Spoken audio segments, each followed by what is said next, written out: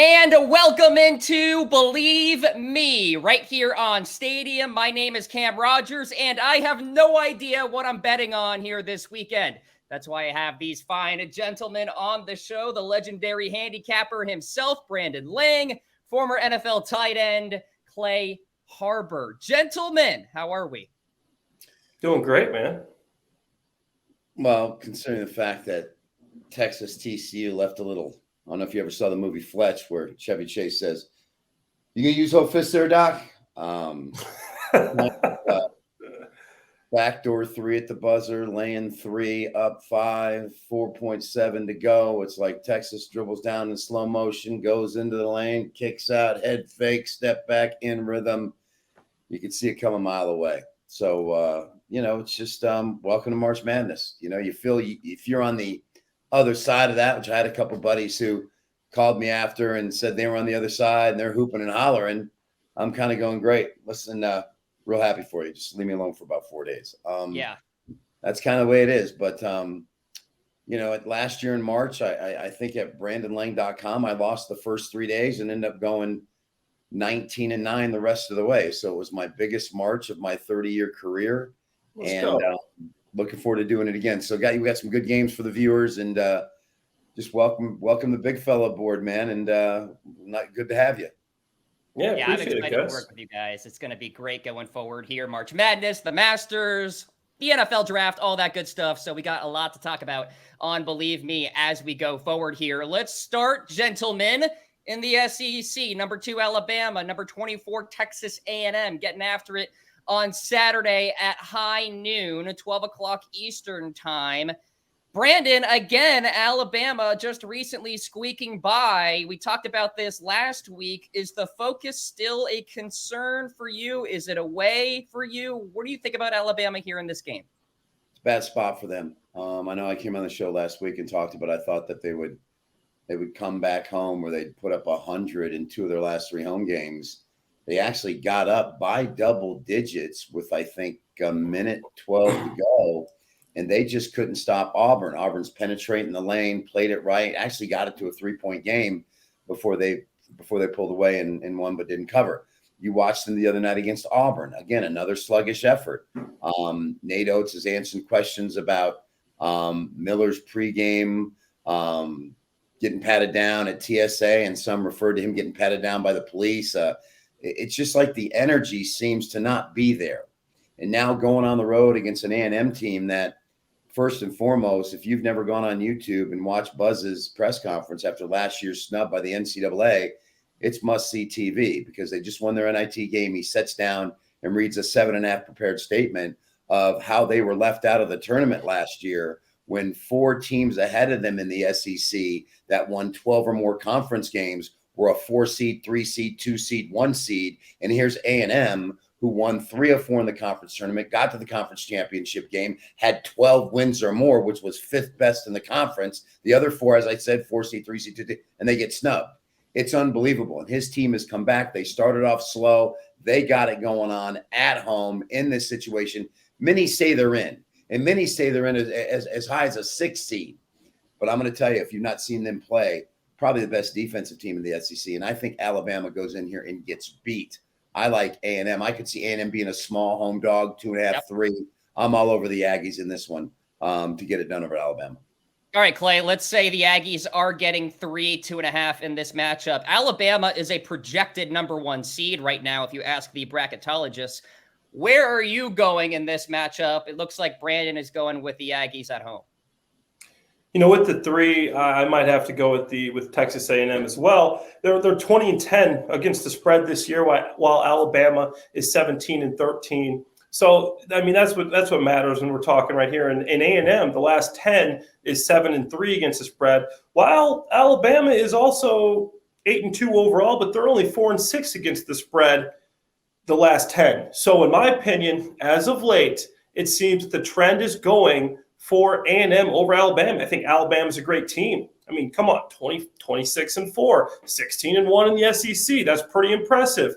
And you got the Aggies, 22-8, 14-3 in the SEC. 2 big teams, but I like what you're saying. I think that I'm going with Alabama as well, just because of, as of late, they're covering the spread more often than not. Okay, you mean Texas A&M? You're taking the points? Texas right? A&M. I'm taking the points. Brandon?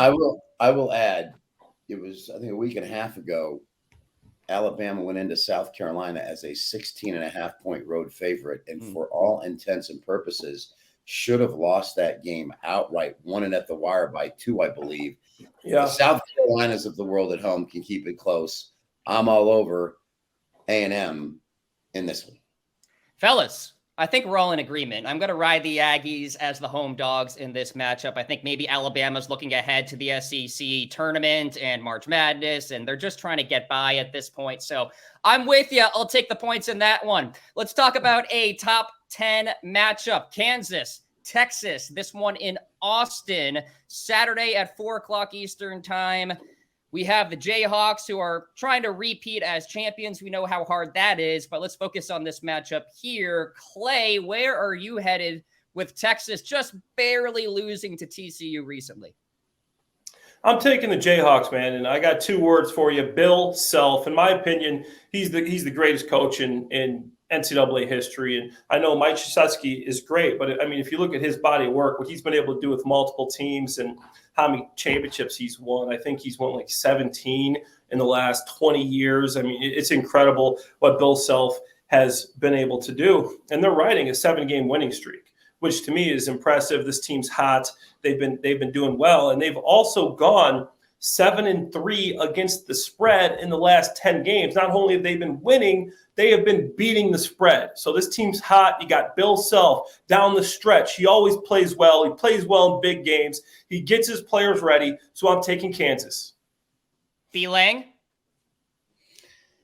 Well, just for sake of the fact that Texas buried me against TCU, I can't use that team for the rest of my life. Now, this game takes on a different significance now versus maybe if Texas had beaten TCU.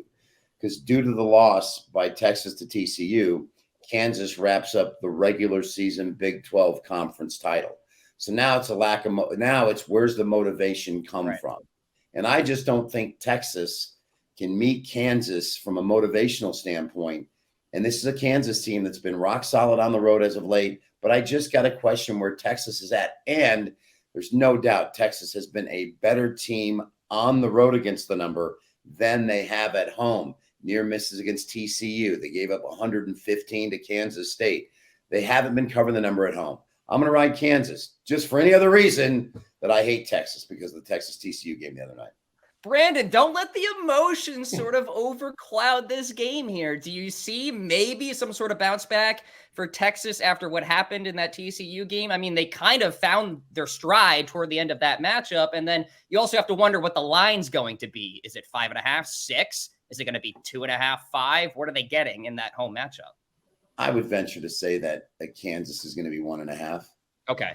Kansas can be 1.5, 2. Nothing too major. Wouldn't surprise me if Texas comes out -1. It's going to be a near pick 'em, though, in my opinion. And at the end of the day, an interim head coach against Bill Self, he made a great point about Bill Self, the fact that better coach, near pick 'em game, on the road, wanting momentum heading into the Big 12 tournament.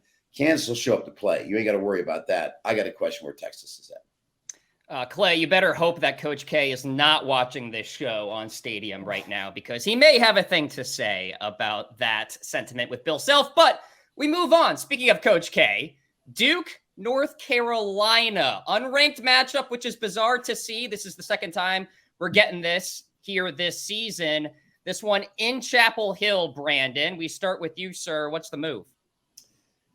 First and foremost, we have to believe that if North Carolina has any way to make the NCAA tournament, because many people say they're on the outside looking in right now. Literally, they're not even on anybody's radar right now. Some people have them as the 5th or 6th last team out. Only way this team gets in, which is amazing to me that we sit here right now. They were a preseason number 1. 4 or 5 starters back from a team that probably should have won the national championship last year. And now they're struggling to make the big dance. They need a win here. They then got to turn around and win probably 2-3 games in the ACC tournament, which I think is doable because I think the ACC is down this year. Pound for pound, best conference in college basketball this year is the Big 12, followed by the SEC. But this is a must win for North Carolina. in a game where North Carolina is probably going to be minus less than 3. I'm going to go with the Tar Heels at home. It's probably senior night as well. Mm-hmm. And in that situation, I have to believe that North Carolina, listen, Duke on the road, blown out by 20 at NC State, struggled at Boston College. Yeah, they blew out Georgia Tech, but and they were blown out at Miami. Must-win situation. I'll take North Carolina.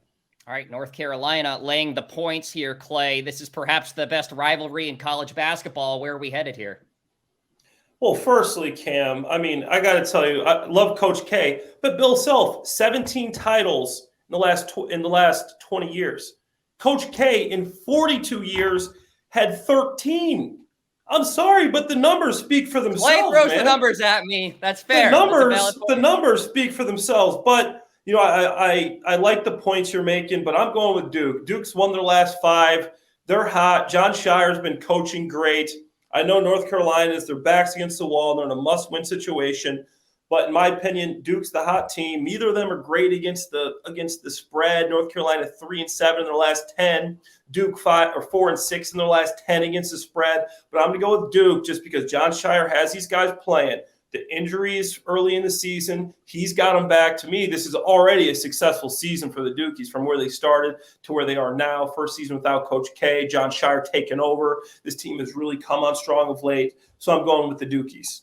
We have disagreement. All right, just to backtrack, by the way, I will go with the Jayhawks over Texas if that number is less than 3. All right, so that's the deal there. And then in terms of this game, just give me the points, honestly, because I'm not a fan of either of these teams. I think they're soft on the boards. They're volatile. They're random. They rely on good shooting and guard play. Put that all together. Like, if you're giving me 3 with Duke, 3.5, 4, something along those lines, I will take those points.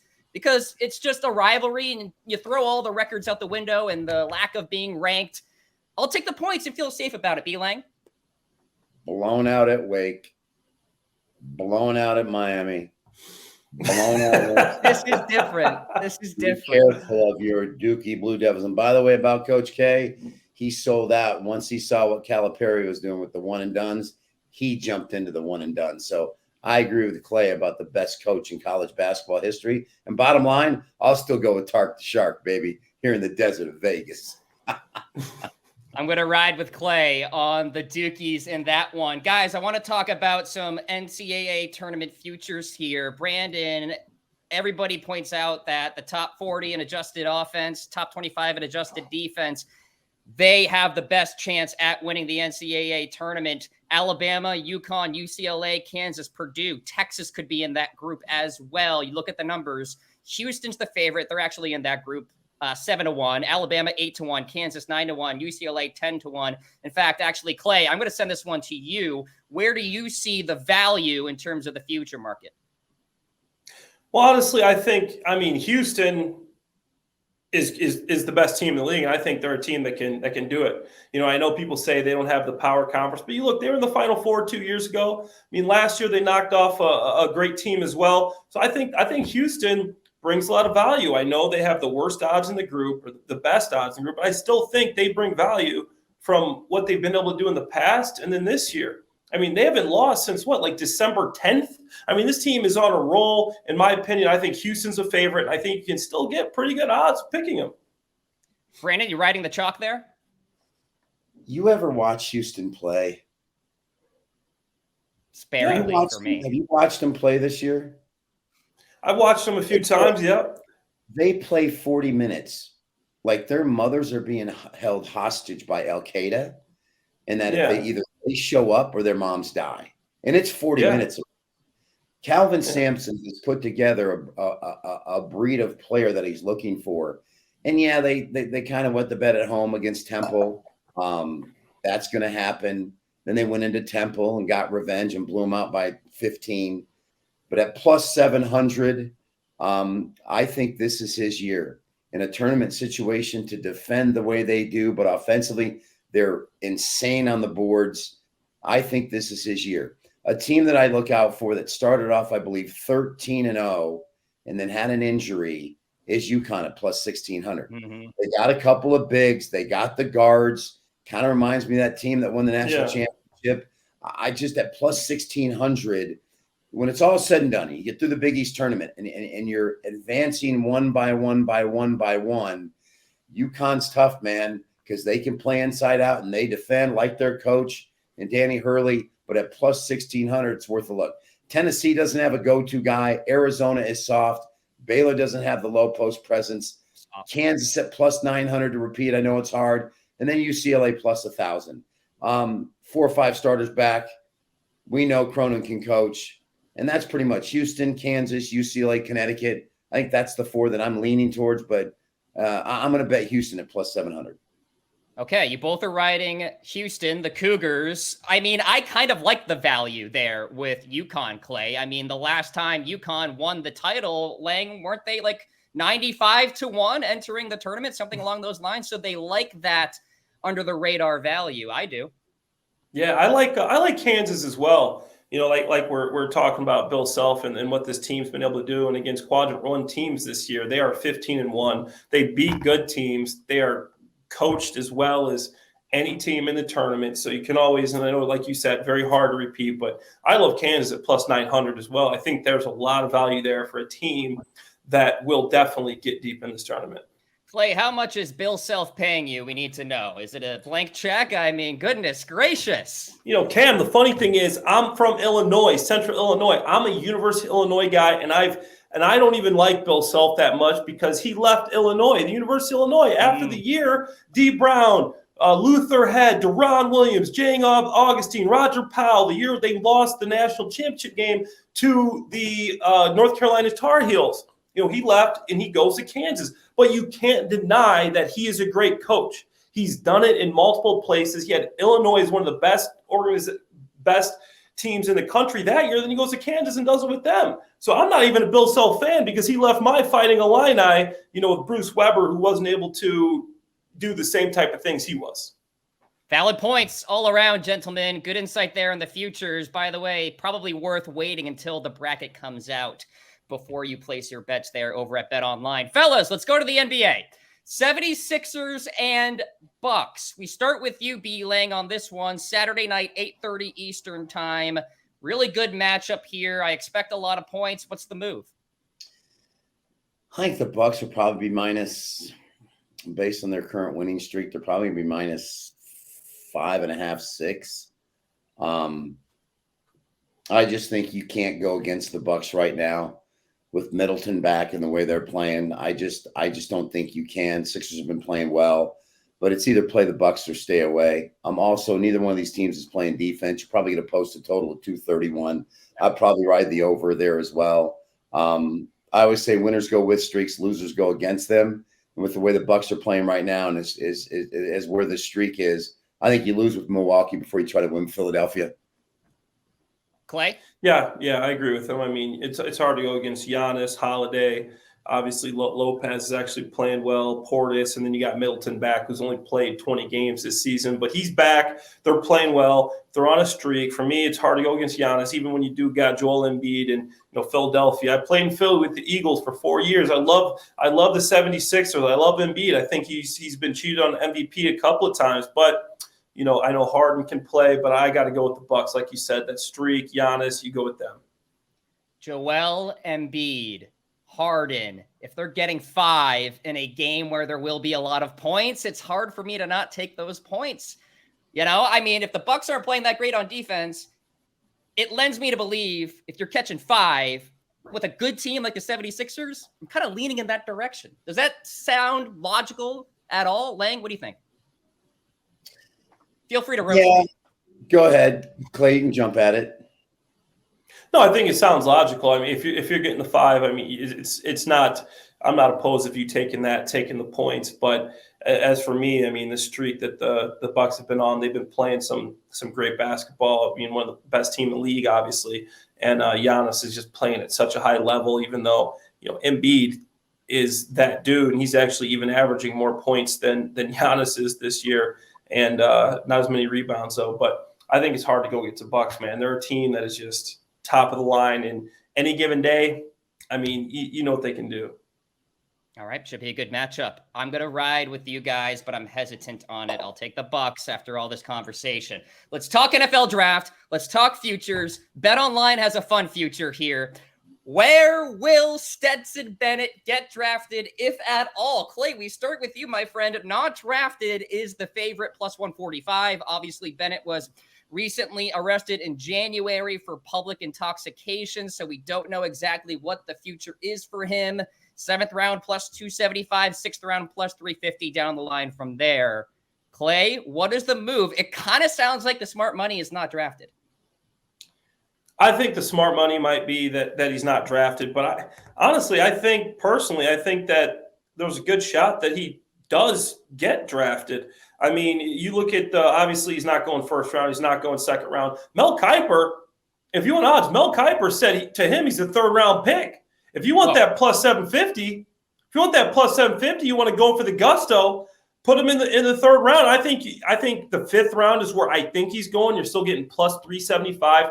I mean, this guy had 30-plus touchdowns, only 7 receptions, led his team to a national championship, 2 years of starting. Obviously, the downside is he's only 25 years old. He's, 200 pounds with rocks in his pocket, soaking wet. He's only 5'11". He's 25 years old. He's older than Jalen Hurts, Joe Burrow, Justin Fields, all these guys, Lamar Jackson, same age. So he's a little older, but I think there's a lot of quarterback-needy teams out there. This guy's a winner. He plays in the best conference in college football, and he's proven that he can throw the football. He's got a good arm. He makes quick decisions. He can run. I think it's a 5th-round pick. For me, you can, if you want the odds, I think somebody could reach and take him in the 3rd with the plus 750. But for me, 5th round, plus 375, that's where I really think he's going. That's what I'd take. Brandon? The second coming of Baker Mayfield. Have you ever seen the video of Baker getting arrested for drinking, and he runs from the cops? He gets tackled. I never saw that. Yeah. Go to YouTube, Baker Mayfield, public intoxication, and he's standing there. The cops are talking to him, and he takes off running, and the cops run after him and tackle him. It's hysterical. And he got drafted, and he's playing well in the NFL. But I went and watched it the other day just because I'm like, Isn't that a funny video? And it really is. This kid's drunk, stumbling around an apartment complex, hiding behind a bush so the cops don't find him. I mean, it's epic. Then when the cops stop him, he can't even give the address of his buddy's apartment that he's going to. Who knows what he was doing? Listen, I don't think he's going to be a great NFL quarterback. It reminds me of the second coming of A.J. McCarron. A.J. McCarron, unbelievable career at Alabama, 2 national championships, got drafted, never really got there. His height is a huge detriment. He's not a big running, scrambling quarterback like a Stroud.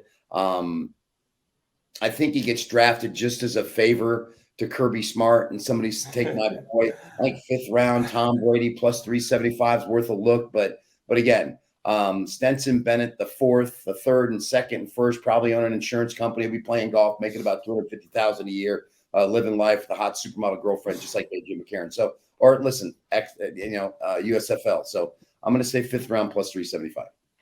Fellas, there you have it. This has been Bleav Me right here on Stadium. It's been a blast for Clay Harbor and Brandon Lang. My name is Cam Rogers. We'll talk to you guys next week.